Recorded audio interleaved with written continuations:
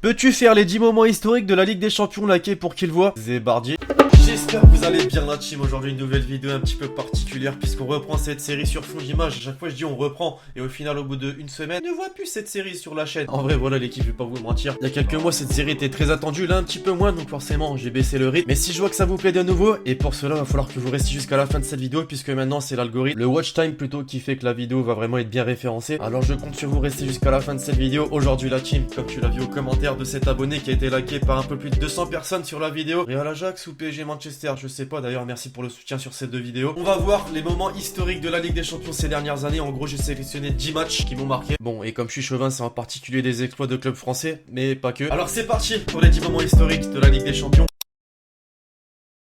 Bon et juste avant la team, oui ce clip a été enregistré pendant le match PSG Manchester United. Là tu vois je suis serein, là le PSG actuellement est en train de se qualifier. Ça n'a pas duré malheureusement. Alors pourquoi je vous mets ce clip la team? Bah tout simplement puisque OneFootball a voulu me faire plaisir, j'étais pas du tout au courant et ils m'ont envoyé une box pour me remercier de la collaboration qui dure depuis maintenant plus d'un an. Et ils me l'ont pas du tout demandé mais je voulais vous en faire part tout simplement puisque c'est également grâce à vous que l'on continue de collaborer. Alors merci la team, bien sûr pour ceux qui sont intéressés par l'application OneFootball c'est dans la description que ça se passe. Quoi qu'il en soit, moi dans la box, bah voilà ça m'a fait plaisir, hein, un petit ballon, un petit maillot. Bref, merci à OneFootball et merci à vous l'équipe.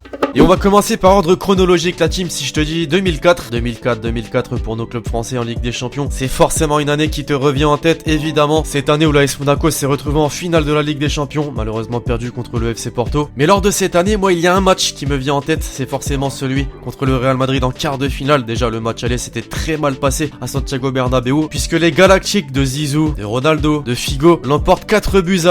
Mais, c'est pas pour rien que Monaco s'est retrouvé en finale. L'équipe entraînée par Didier Deschamps parvient à faire l'exploit au match retour avec l'aide des supporters. C'est totalement faux. Bon, si c'est vrai, il y avait pas mal de supporters ce jour-là. À Louis II, alors je t'ai cité Didier Deschamps auparavant, mais les joueurs de l'effectif du club de la Principauté, ah non, franchement, ça faisait mal à l'époque déjà. Ludovic Gioli, qui a été auteur d'un doublé lors du match retour. Fernando Morientes, qui a lui aussi inscrit son but. Patrice Evra, qui a été auteur de passes décisives. En bref, un effectif qui a fait rêver cette année et qui a battu le Real Madrid sur le score de 3-1. Et c'est pas le Real Madrid pété d'il y a une époque, non, c'est vraiment les Galactiques du Real Madrid comme je les ai cités auparavant. Je parlais de chronologie à l'instant, bah là on fait un grand pas en avant puisqu'on se retrouve désormais en 2010 qui est forcément une année mémorable pour le football français, absolument pas. Élimination en Coupe du Monde avec une équipe de France qui décide de ne pas sortir du bus, aïe aïe aïe. Par contre cette année en Ligue des Champions, il y avait de quoi rêver et surtout grâce à l'Olympique Lyonnais qui avait déjà fait forte impression au match aller puisqu'à Santiago Bernabéu, le club rhodanien s'en était sorti sur le score de 1 but partout. Le buteur côté madrilène Cristiano Ronaldo, le buteur côté lyonnais Miralem Pjanic. Match retour de ces huitièmes de finale, faut le préciser. L'équipe qui compte dans son équipe Hugo Lloris,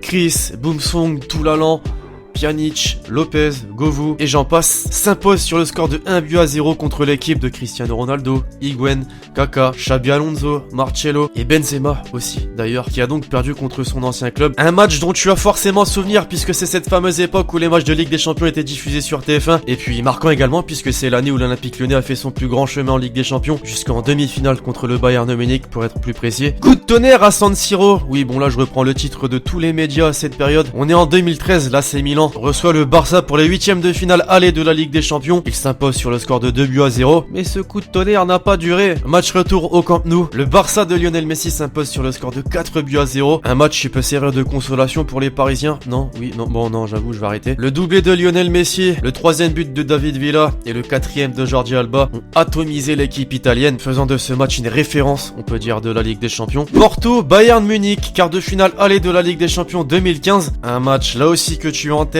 je suis sûr et certain, puisque l'équipe portugaise qui a sorti l'AS Roma cette année d'ailleurs avait fait forte impression ce jour-là en s'imposant contre le leader du championnat de Bundesliga 3-1 avec un doublé de Ricardo Quaresma et un but de Jackson Martinez, un exploit qui n'a malheureusement pas duré. Match retour, Thiago Alcantara, Jérôme Boateng, Robert Lewandowski, Thomas Müller, Xabi Alonso, ça fait beaucoup de noms là non? Et je te cite pas la composition d'équipe, non, je te cite les buteurs de ce match. Effectivement puisque le Bayern Munich à l'Allianz Arena s'est imposé 6-1 contre le FC Porto, un score qui fait revenir des souvenirs vraiment très sombres. Ce qui fait le charme de la Ligue des Champions, c'est clairement les surprises. Et des surprises déjà dans cette vidéo il y en a eu, mais c'est pas fini. Wolfsburg, Real Madrid, quart de finale aller de la Ligue des Champions 2016. L'équipe allemande fait forte impression et surprend contre toute attente le club de la capitale espagnole en s'imposant sèchement sur le score de 2-0. Malheureusement, il faut pas crier victoire trop vite comme très souvent dans le foot, parce que des 2-0 au match aller peuvent vite ne servir à rien en retour. Et en parlant de retour, Real Madrid, Wolfsburg, Santiago Bernabéu, match retour des quarts de finale de la Ligue des Champions 2016, le Real Madrid, ou plutôt Cristiano Ronaldo, se réveille et inscrit un triplé permettant à son équipe de s'imposer 3-0. On a beau dire, mais en Ligue des Champions, il passe vraiment en mode Saiyan.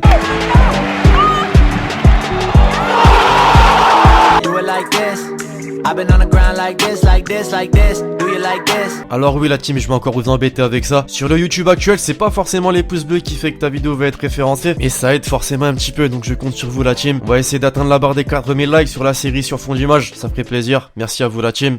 Est-ce que vous vous rappelez du dernier club français qui a atteint les demi-finales de la Ligue des Champions ? Oui, bon, je vais pas te faire attendre plus que ça, bien sûr, c'est l'AS Monaco. Et c'était en 2017, alors on va pas s'attarder sur les demi-finales, mais plutôt sur les huitièmes et ce fameux choc entre Manchester City et l'AS Monaco, dont on a tous souvenir forcément. Match aller, Manchester City s'impose sur le score de 5-3. Les buteurs côté Citizen, Raheem Sterling, Sergio Aguero, John Stones, Leroy Sané, le roi Sané, je sais pas comment on prononce. Côté monégasque, Radamel Falcao et Kylian Mbappé. Oui, effectivement. Déjà, tu te dis 5-3, aïe, ça pique. Mais tu te dis aussi d'un autre côté, 3 buts à l'extérieur, ça peut le faire. Et ça l'a fait effectivement au match retour au stade Louis II. L'AS Monaco s'impose sur le score de 3-1. Les buteurs, Kylian Mbappé, encore une fois, Fabinho et Chimwé Bakayoko. Rien que ces trois noms-là. T'as souvenir de cet effectif qui faisait rêver vraiment. Et on y arrive, alors je suis désolé d'avance pour les Parisiens. 2017, c'est également l'année. De quoi ? De la première remontada, bien évidemment. Le PSG qui avait fait le match parfait à l'aller, à domicile, en s'imposant sur le score de 4-0, avec comme buteur André Di Maria, Julian Draxler et Edinson Cavani. On merdait, et à l'image de cette année, ont eu un mental fragile, tellement fragile, qu'ils se sont fait sortir des huitièmes de finale de la Ligue des Champions sur le score de 6-1, avec 3 buts quand même, faut le mentionner, dans les dernières minutes du match. Ça, je comprends toujours pas vraiment. Et ça, vraiment ça, c'est le pire match, pour moi, en tout cas, d'une équipe française en Ligue des Champions. Je parle forcément de la physionomie du match,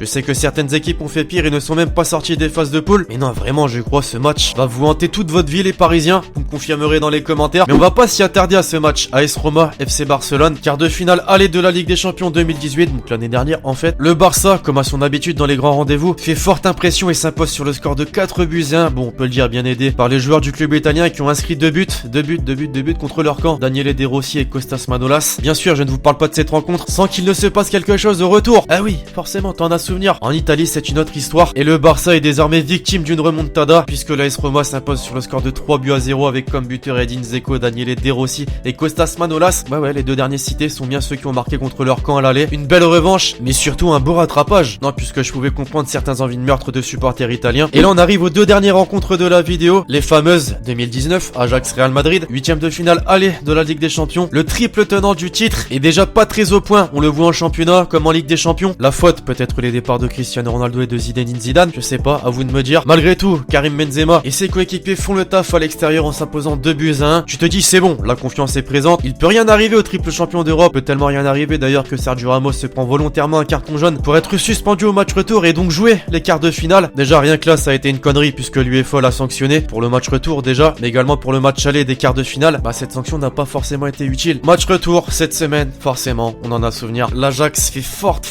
impression et s'impose sur le score de 4-1. Une victoire forcément que l'on doit à toute l'équipe de l'Ajax qui a été soudée et fort collectivement, mais surtout, et je peux le dire, je pense à Tadic qui a été auteur de 2 passes décisives et d'un but. Un match qui marquera à jamais les esprits puisqu'il met fin au règne du Real Madrid en Ligue des Champions. Et enfin, pour terminer, on va encore plomber le moral des Parisiens. Manchester United PSG. Bon, jusque là ça va, le match était quasiment parfait. À Old Trafford, 2-0 pour le PSG. Les buteurs, Presnel Kimpembe qui marque son premier but avec le PSG et Kylian Mbappé. Un match vraiment maîtrisé de bout en bout. Sur les statistiques, le PSG a 100% de chance de se qualifier pour les quarts de finale de la Ligue des Champions.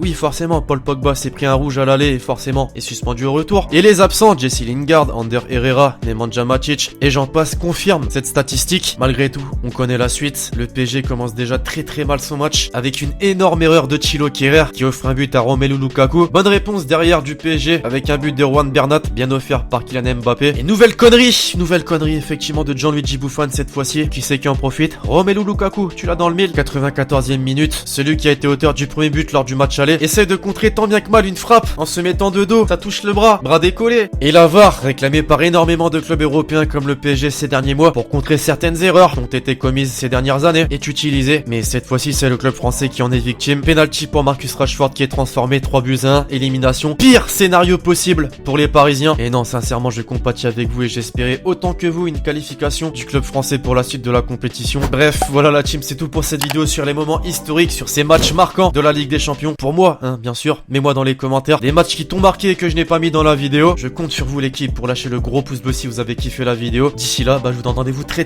prochainement sur la chaîne YouTube pour de nouvelles vidéos Stellexity. Avant de dire ciao ciao, merci à ceux qui sont restés jusqu'au bout de cette vidéo. Et là, je peux le dire, ciao ciao.